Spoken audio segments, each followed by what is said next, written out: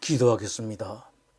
하늘은 기뻐하고 땅은 즐거워하며 모든 나라 중에서는 이르기를 여호와께서 통치하신다 할지로다.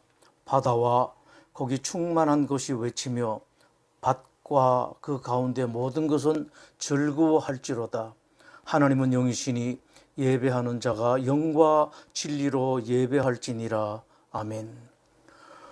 오늘 우리에게 주신 하나님 말씀은 마태복음 4장입니다. 마태복음 4장 1절에서 11절입니다. 이제 이 성경 봉독할 때에 이 시간 여러분에게 주시는 하나님의 음성을 모두 다 들으실 수 있기 바랍니다. 그때에 예수께서 성령에게 이끌려 마귀에게 시험을 받으러 광야로 가사 40일을 밤낮으로 금식하신 후에 줄이신지라. 시험하는 자가 예수께 나와서 이르되 내가 만일 하나님의 아들이거든 명하여 이 돌들로 떡덩이가 되게 하라. 예수께서 대답하여 이르시되 기록되었으되 사람이 떡으로만 살 것이 아니요 하나님의 입으로부터 나오는 모든 말씀으로 살 것이니라 하였느니라 하시니, 이에 마귀가 예수를 거룩한 성으로 데려다가 성전 꼭대기에 세우고 이르되 내가 만일 하나님의 아들이거든 뛰어내리라. 기록되었으되 그가 너를 위하여 그의 사자들을 명하시리니 그들이 손으로 너를 받들어 발이 돌에 부딪히지 않게 하리로다 하였느니라. 예수께서 이르시되 또 기록되었으되 주 너의 하나님을 시험하지 말라 하였느니라 하시니, 마귀가 또 그를 데리고 지극히 높은 산으로 가서 천하 만국과 그 영광을 보여 이르되 만일 내게 엎드려 경배하면 이 모든 것을 내게 주리라. 이에 예수께서 말씀하시되 사탄아 물러가라. 기록되었으되 주 너의 하나님께 경배하고 다만 그를 섬기라 하였느니라. 이에 마귀는 예수를 떠나고 천사들이 나와서 수종드니라.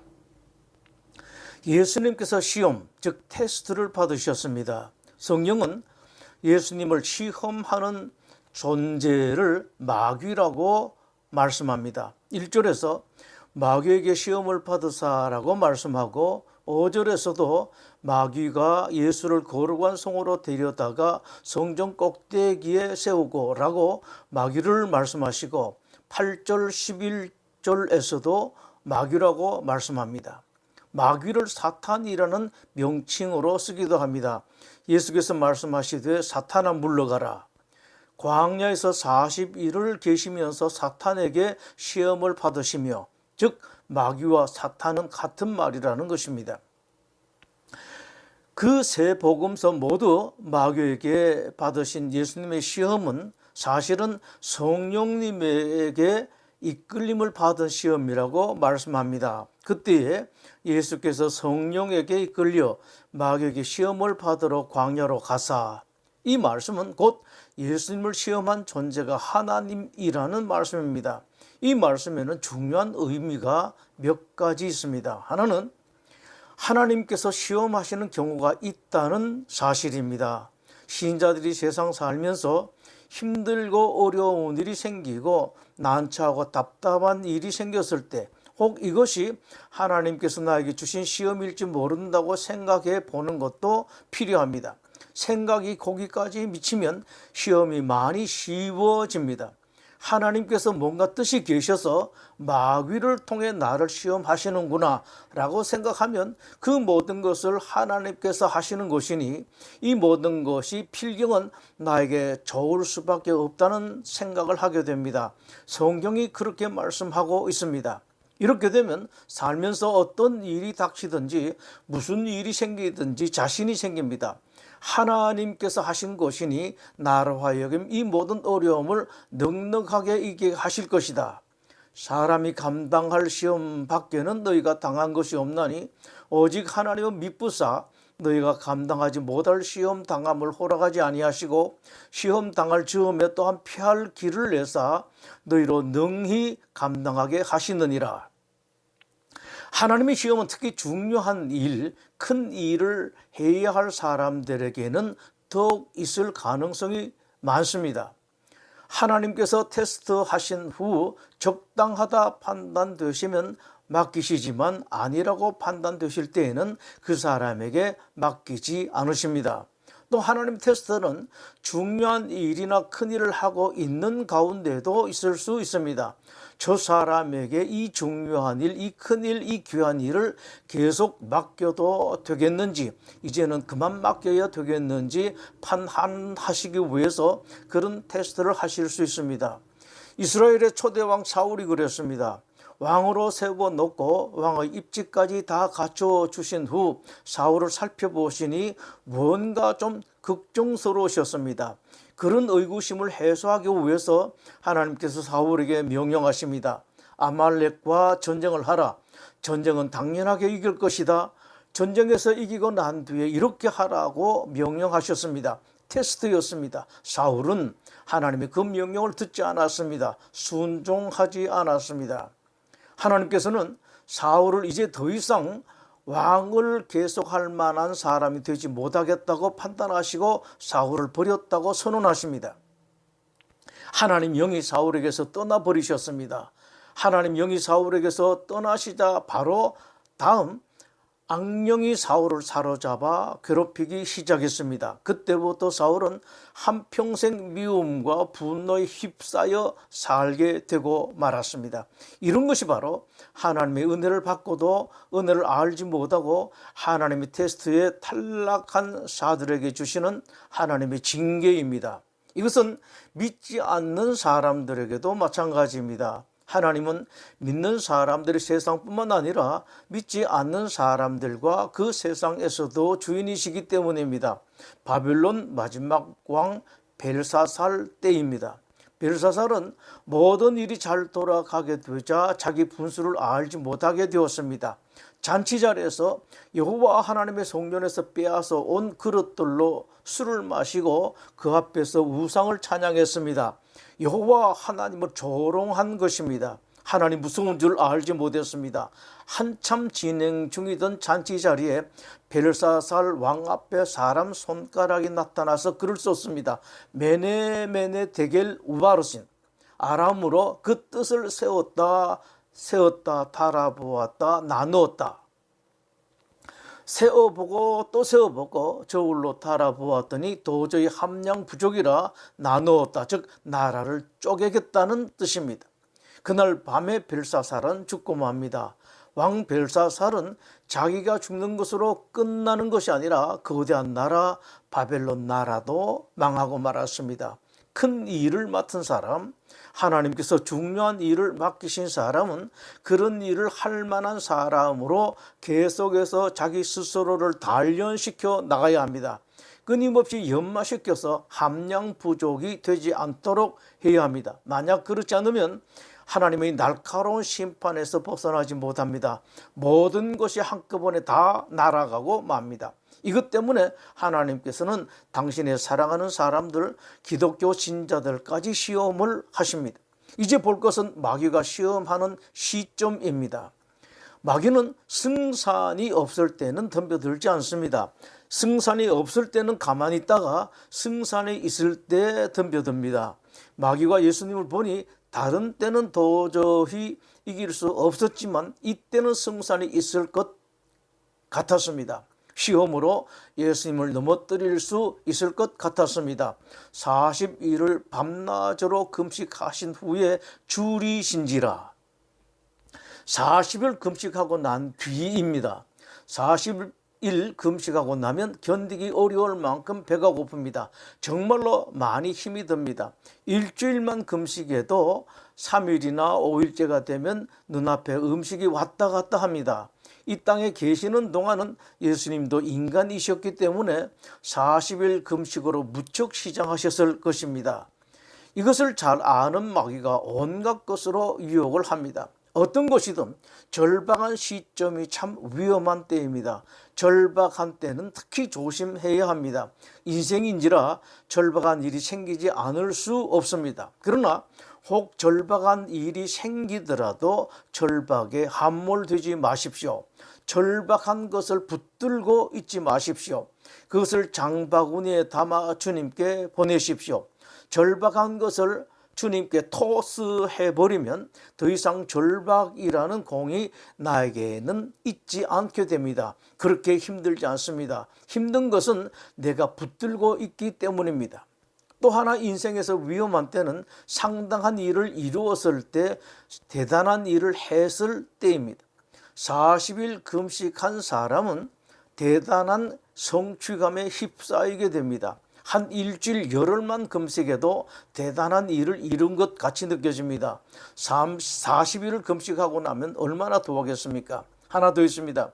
예수님이 이제부터 인류 구원이라는 아주 중차대한 일을 시작해야 합니다. 이럴 때 그 일에 필요한 여건이 다 갖춰지면 얼마나 좋겠습니까? 그런데 예수님은 그런 것이 하나도 갖춰지지 않았습니다. 저에게 아주 오랜 세월 없어지지 않는 아쉬움이 하나 있습니다. 초등학교 때 그 책 한 권만 있었더라면 이라는 아쉬움입니다. 당시 중학교 입학시험에 국어, 영어, 산수, 자연, 국사 이외에 작은 점수이지만 음악, 미술, 실과, 체육 등의 과목이 포함되어 있었는데 제가 다니던 국민학교, 지금으로 말하면 초등학교에서는 가르쳐주지 않았습니다. 다른 학생들은 그 과목들이 한 권으로 정리된 책으로 공부했는데 저는 그 책이 없었고 빌려볼 수도 없었습니다. 그 때문에 중학교 입학시험에서 낙방을 했습니다. 사실은 실력이 없어서 떨어졌는데 어린 심정에 그 책이 없었기 때문이라는 일종의 심리적 방어 기제인 핑계가 어린 가슴 속에 생겨서 지금까지 없어지지 않은 것입니다. 그 책만 있었더라면 중학교 시험에 떨어지지 않았을 텐데, 밤새도록 울지 않았을 텐데 라고 스스로 변명을 하곤 했습니다. 또 집안 일 안 하고 마음대로 공부할 수 있는 여건만 되었다면 얼마나 좋았을까. 등록금만 제대로 낼 수만 있었더라면 군대 안 끌려가고 고시 2차 원서도 낼 수 있었을 텐데 라고 생각한 적이 여러 번 있었습니다. 모두 다 모자란 사람들이 하는 핑계이고 푸념이죠. 예수님이 40일 금식 때 마귀가 생각한 것이 그것일 수 있습니다. 이 땅에 오신 예수님이 인간이기 때문에 사역에 필요한 여건이 절박할 것이다. 이때야말로 예수님을 무너뜨릴 수 있는 절호의 기회라고 생각하고 덤벼든 것입니다. 예수님께 대한 마귀의 시험은 세 가지였습니다. 이 경우의 시험은 테스트와 유혹 두 가지 의미가 있는 시험입니다. 마귀가 한 시험 세 가지는 그러한 면에서 보면 모두 다 마귀에게는 멋진 재료입니다. 첫 번째는 돌로 떡을 만들라는 시험입니다. 예수님은 얼마든지 돌로 떡을 만드실 수 있었습니다. 당시 많은 백성들이 굶주리고 있었습니다. 예수님께서 돌을 가지고 빵을 만드신다면 예수님 당신도 드실 수도 있었겠지만 무엇보다도 예수님은 위대한 영웅이 될 수 있었습니다. 그렇기만 하면 예수님의 사역은 탄탄대로가 될 것이었습니다. 그러나 자기를 위대하게 하는 일은 하나님의 사람들에게는 치명적인 함정임을 알아야 합니다. 많은 사람이 여기에 넘어집니다. 이 함정에 한번 빠지면 빠져나오지 못합니다. 내 이름, 내 얼굴을 한번 내기 시작하면 평생 거기서 벗어나지 못하고 일평생 그렇게 살게 됩니다. 마귀가 예수님을 유혹할 때 그냥 떡을 만들라고 말하는 것이 아니라 당신이 하나님의 아들이거든이라는 말을 붙입니다. 예수님으로 하여금 문제의 본질을 보지 못하도록 눈을 돌리게 하기 위함입니다. 지금 예수님에 대한 그 시험의 본질은 돌로 떡을 만드는 것이 타당한지에 대한 것입니다. 이런 방식으로 사람들의 시선을 끌고 사람들에게 인정을 받고 인기를 얻고 존경을 받는다는 것이 옳은 것인지가 본질적인 문제인데, 사탄은 예수님의 눈을 그곳에서 다른 데로 돌립니다. 화제의 방향을 지극히 당연한 사실, 예수님의 하나님의 아들인지 아닌지로 돌리려고 하는 것입니다. 여기서 아차 문제의 본질을 놓치면 여지없이 넘어지게 됩니다. 하와가 여기에 넘어졌습니다. 뱀이 하와에게 달려들어 한 말을 유심히 볼 필요가 있습니다. 뱀은 하와에게 하나님이 선악과의 열매를 먹지 말라고 하더냐라고 묻지 않고 하나님이 모든 나무 열매를 먹지 말라고 하시더냐라고 말을 슬쩍 돌렸습니다. 하와의 눈을 선악과가 아니라 다른 나무들에 돌리도록 말한 것입니다. 뱀의 말에 휩쓸린 하와는 귀엽고 선악과를 먹는 데까지 끌려가고 맙니다. 문제의 본질을 놓쳤기 때문입니다. 선악과가 문제의 본질인데 다른 나무의 열매들을 생각하다 보니 먹고 만 것입니다. 마귀는 유혹에 빠뜨릴 수 있는 기묘한 방법을 항상 동원합니다. 두 번째, 성전 꼭대기에서 뛰어내리라고 말합니다. 성전 꼭대기는 아주 높습니다. 그리고 성전 아래에는 항상 수많은 사람들이 있습니다. 예수님이 그 높은 곳에서 멋지게 뛰어내리면 성전 아래에 있던 수많은 사람들로부터 환호를 받고 일약 대스타가 될 것입니다. 저분이야말로 우리가 기다리고 기다리던 하나님의 아들이고 저분이야말로 이스라엘의 위대한 영웅이라고 할 것이었습니다. 이제 막 인류 구원의 막중한 사역을 시작하신 예수님께 그것은 너무나도 필요한 일일 것 같았습니다. 마귀가 그것을 보았습니다. 그래서 그쪽으로 찌르고 들어온 것입니다. 그러나 만약 그렇게 하게 되면 앞으로 예수님이 하는 모든 일들이 하나님의 능력과 권세로 하는 것이 아니라 자기 힘과 자기 능력으로 하는 것으로 됩니다. 여기에 함정이 있습니다. 내가 무엇을 했다, 내가 무엇을 이뤘다는 쪽으로 가게 되면 결국은 하나님을 떠나게 되어 있습니다. 어떻게 하든 간에 신자들로 하여금 하나님을 떠나게 하는 것이 마귀가 하는 일입니다. 마귀는 신자들로 하여금 하나님을 생각하지 못하도록 하나님을 의지하지 않도록 합니다. 그때 마귀는 거기서 한 걸음 더 나가서 성경 말씀까지 들고 나왔습니다.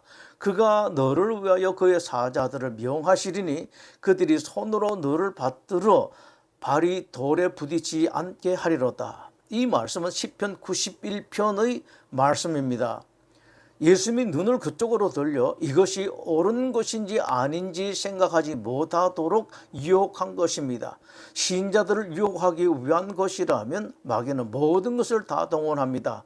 세상에서 귀하고 좋은 것, 여러분들의 꼭 필요한 모든 것을 동원하여 유혹합니다. 신자들로 하여금 하나님으로부터 멀어지게 하기 위함입니다. 세 번째, 사탄은 자기에게 엎드려 경배하기만 하면 천하만국과 영광을 주겠다고 유혹합니다. 두 번이나 예수님 시험에 실패한 마귀는 비장의 무기를 꺼내듭니다. 이를 그렇게 힘들고 어렵게 할 필요가 없다, 쉽게 하라, 예수를 믿어도 그렇게 힘들게 믿을 것이 없다, 대강해도 된다, 일일이 순종할 필요 없다, 적당하게 믿으라고 말합니다. 쉽게 살아라, 일을 쉽게 하도록 하는 그것이 내가 주는 길이다. 하나님의 길은 힘들다. 온유한 것, 겸손해야 하는 것, 사랑하는 것이 얼마나 힘이 드느냐. 그럴 필요 없이 딱 하나 나에게 절을 하기만 하면 되니 얼마나 쉬운가. 이렇게 유혹합니다. 그러나 예수님께서는 아주 분명하게 말씀하십니다. 멸망으로 인도하는 문은 크고 그 길이 넓어 그리로 들어가는 자가 많고 생명으로 인도하는 문은 좁고 길이 협착하여 찾는 자가 적음이라. 마귀가 준다고 하는 길과 정반대의 길, 좁은 길, 좁은 문으로 가라고 말씀하십니다. 힘들더라도 그것이 신자들이 사는 길이고 생명의 길이고 복락의 길이고 행복의 길이라고 말씀하십니다. 예수님은 세 번에 걸친 사탄의 모든 시험을 확실하게 물리치셨습니다. 깔끔하게 세 번의 유혹을 물리치신 데는 공통된 것이 있습니다. 이것은 대단히 중요한 사실입니다. 마귀가 천하만국을 다 주겠다고 했을 때 내가 무엇라고 그 모든 것을 주느냐, 천하만국은 다 하나님의 것이라고 말씀하실 수 있었을 것입니다.